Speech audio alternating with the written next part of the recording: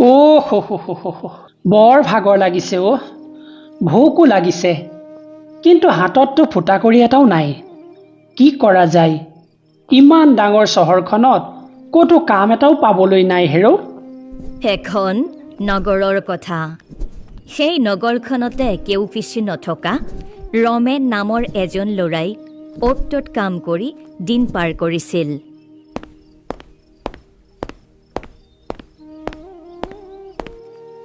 ই কি? সৌখন দেখোন কাপোৰৰ দোকান।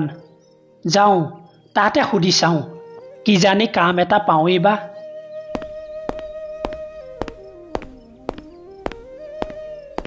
আহক আহক, কি দেখাম? ধুতি, কুৰ্তা, বনিয়ন, মোৰ ওচৰত বহুত ভাল গুণসম্পন্ন কাপোৰ আছে। আহক। ৰ'ব মহাজন, মই কাপোৰ কিনিবৰ বাবে অহা নাই। ঠিক কোৱা হে, কাপোৰ কিনিবৰ কাৰণে অহা নাই? তেনেহ'লে কাপোৰৰ দোকানত কিহৰ কাম? মহাজন দেউতা, আচলতে মই এটা কাম বিচাৰি আহিছোঁ। মই যিকোনো কাম কৰিব পাৰিম।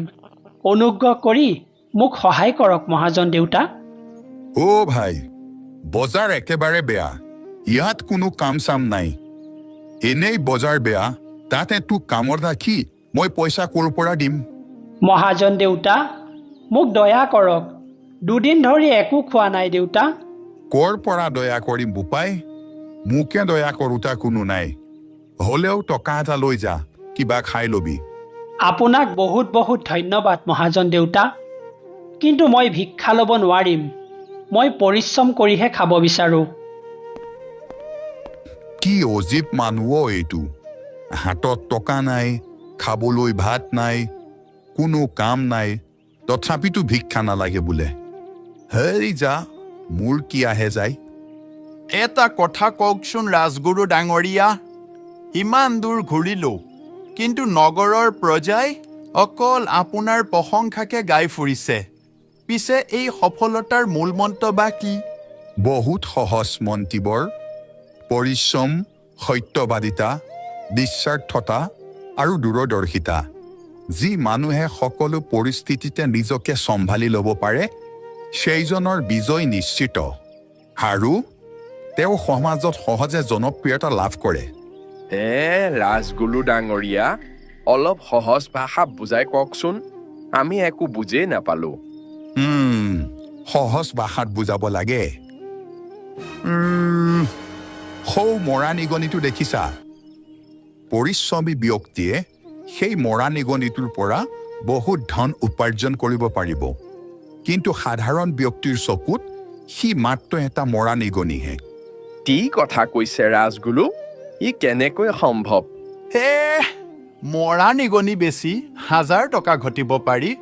কি কথা কয় ৰাজগুৰু? মৰা নিগনি বা কিনিব কোনে?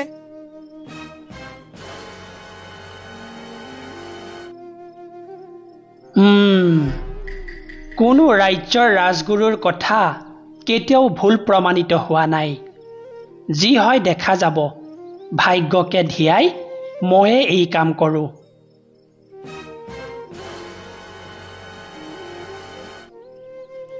ৰাজগুৰু, সৌফালে চাওক, আপোনাৰ ভৱিষ্যতৰ লাখপতিজনক। ৰাজগুৰুৰ কথা যদি সত্য হয়, এই নিগনিটো বিক্ৰী হ'ব, কিন্তু এই মৰা নিগনিটো কিনিব কোনে?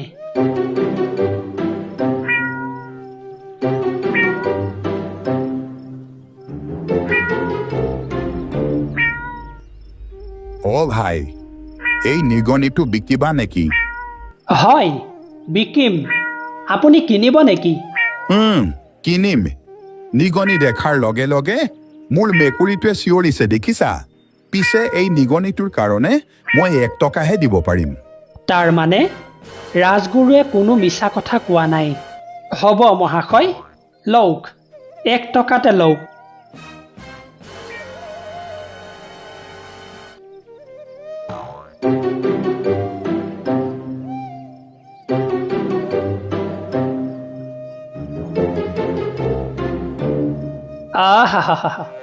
অলপ সময়ৰ আগলৈকে মোৰ হাতত 1 পইচাও নাছিল, আৰু এতিয়া মই পুৰা 1 টকাৰ মালিক।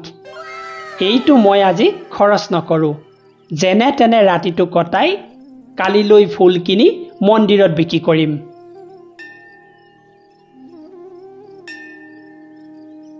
ভাই, এয়া ফুল আজি ছিঙা নে? দিয়াচোন মোক এভাগ। হয় দেউতা, আজি ছিঙা ফুল। মই পুৰণি ফুল বিক্ৰী নকৰোঁ। কওক, কোন ভাগ দিম আপোনাক? ৱাহ, কি সুন্দৰ! সকলো ফুল বিক্ৰী হ'ল। এতিয়া মোৰ হাতত 5 টকা আছে। আজি 1 টকা খৰচ কৰিম। বাকী 4 টকাই কালিলৈ ঠাণ্ডা চৰবত বিকিম। আহক আহক, এই গৰমত ঠাণ্ডা ঠাণ্ডা চৰবত খাই আপোনাৰ শৰীৰ শীতল কৰক। আহক আহক। বৰ ভাল কাম কৰিছা বোপাই। দিয়া, চৰবত এগিলাচ দিয়া। কি যে গেলা গৰম ঐ। ধন্যবাদ ৰাজগুৰু। আজি 2 দিনৰ আগলৈকে মোৰ হাতত এটা ফুটা কৰিও নাছিল, আৰু আজি পুৰা 100 টকাৰ মালিক। এতিয়া মই চেষ্টা কৰিম এই 100 টকাই কেনেকৈ মোৰ জীৱনটোক আগুৱাই লৈ যাব পাৰোঁ। বৰ ভাগৰ লাগিছে, অলপ আৰাম কৰি লওঁ।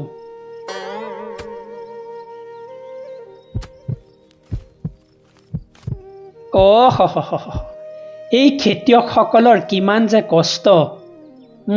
যাওঁ, তেওঁলোকক অলপ চৰবত দি আহোঁ।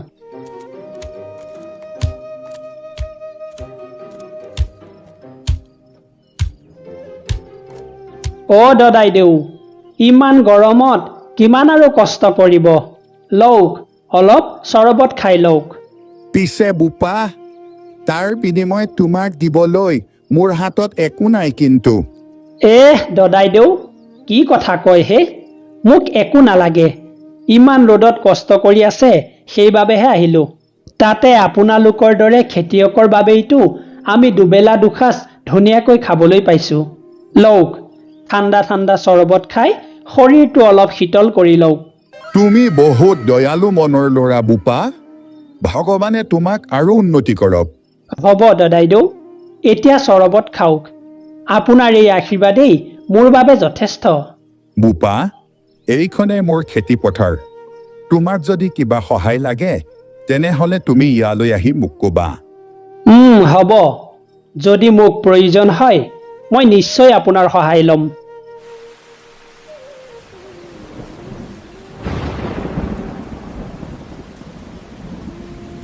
কি আচৰিত, যোৱা ৰাতি বহুত ডাঙৰ বতাহ ধুমুহা দিছিল যেন পাওঁ। এটা মৰা নিগনিৰ পৰা যদি মই ইমান টকা উপাৰ্জন কৰিব পাৰোঁ, তেন্তে এই গছডালৰ পৰা কিয় নোৱাৰিম? এটা কাম কৰোঁ, গছডালৰ পৰা খৰি উলিয়াই বিক্ৰীৰ ব্যৱস্থা কৰোঁ। যেনে তেনে কৰি হ'লেও আজিৰ ভিতৰত টেকেলিখিনি জুই দি শেষ কৰিব লাগিব। পিছে এতিয়া মই খৰি বিচাৰি যাওঁনে এই কামকে কৰোঁ? কি যে মুস্কিল।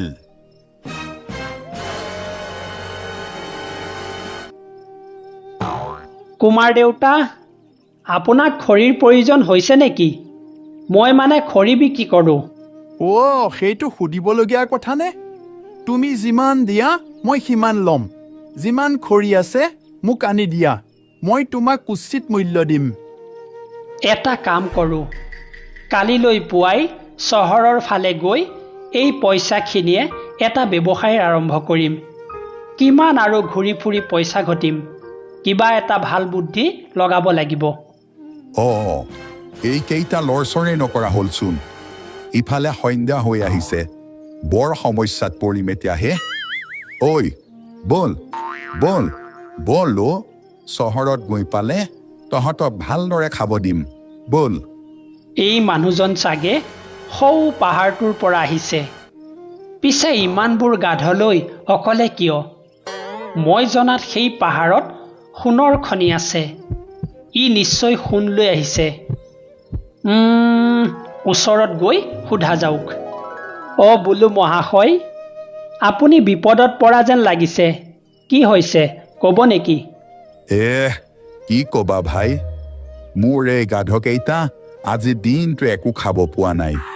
ইফালে চহৰ সোনকালৈ পাবগৈ লাগে বুজিছা কিন্তু ইহঁত যাবই নোখোজে হেৰা কিবা সহায় কৰিব পাৰিবা নেকি মই তোমাক 10টা সোণৰ মোহৰ দিম মোক অলপমান ঘাঁহৰ ব্যৱস্থা কৰি দিয়াচোন বাৰু মহাশয় মই এই গাধৰ কাৰণে ঘাঁহ আৰু আপোনাক চহৰলৈ যোৱা চমু পথৰ সন্ধান দিব পাৰিম যাৰ বাবে আপুনি সন্ধিয়াৰ আগতে চহৰ গৈ পাব কিন্তু মোক তাৰ বিনিময়ত আপোনাৰ এটা গাধ বুজাৰ সৈতে লাগিব তেনেকৈ দিব নোৱাৰিম নহয় তুমি জানা জানো এই গাধবোৰৰ পিঠিত কি আছে হয় জানো মহাশয় পিছে মই কোনো চোৰ বা ডকাইত নহয় আপুনি তাৰ বাবে নিশ্চিন্ত থাকক ইয়াৰ কথা যদি নামানো ই মোক সহায় নকৰে ইফালে ৰাতিলৈ যদি ডকাইত আহে সকলো শেষ হ'ব ডেকা ল'ৰা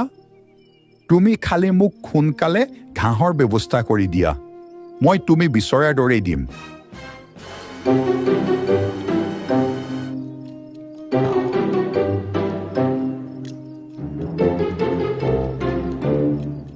দদাইদেউ মোৰ হাতত 100 টকা আছে মই আপোনাৰ খেতিত থকা এই ঘাঁহ আৰু খেৰবোৰ কিনিব বিচাৰিছোঁ কিন্তু মই জানো 100 টকা বহুত কম হ'ব কিন্তু মই আপোনাক কথা দিছোঁ মোৰ কাম হোৱাৰ পিছত মই আপোনাক আৰু দি যাম হ'ব বোপা তোমাক যিমান লাগে লৈ যোৱা যদি প্ৰয়োজন হয় মোৰ এই গৰুহালৰ এটা লগত লৈ ঘাঁহবোৰ লৈ যোৱা পিছত ঘূৰি আহি দি যাবা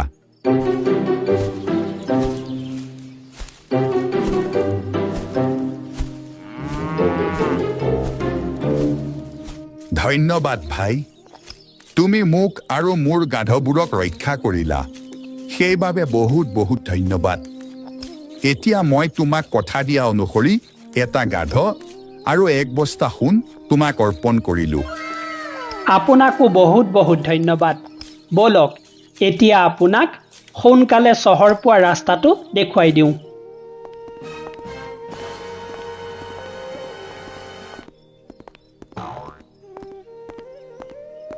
প্ৰণাম ৰাজগুৰু আৰে তুমিয়েই মই কোৱাৰ ধৰণে সেই মৰা নিগনিটো লৈ যোৱা ল'ৰাজন নোহোৱানে হয় ৰাজগুৰু ময়ে সেইজন যুৱক আপোনাৰ কথা অনুসৰি মৰা নিগনিটো বেছি যি উপাৰ্জন হৈছিল সেই ধনেৰে বিভিন্ন কাম কৰি আজি মই বহুত সোণৰ মুদ্ৰাৰ মালিক সেইবাবে অলপ মুদ্ৰা আপোনাক গুৰু দক্ষিণা হিচাপে দিব আহিলোঁ এইখিনি গ্ৰহণ কৰক ৱাহ ৱাহ ৱাহ ৱাহ ধন্য তোমাৰ বুদ্ধি বিচাৰ আৰু পৰিশ্ৰম মই এনেকুৱা এজন পৰিশ্ৰমী পাত্ৰৰে সন্ধানত আছিলোঁ মন্ত্ৰীবৰ মোৰ এতিয়া বয়স হৈ আহিছে গতিকে এই ৰাজ্যৰ ৰাজকোষৰ ভাৰ এওঁক অৰ্পণ কৰিব বিচাৰিছোঁ মোক আদেশ কৰক মন্ত্ৰীবৰ আপুনি যি ভাল দেখে ৰাজগুৰু এই বিষয়ে মই মহাৰাজৰ লগত আলোচনা কৰিম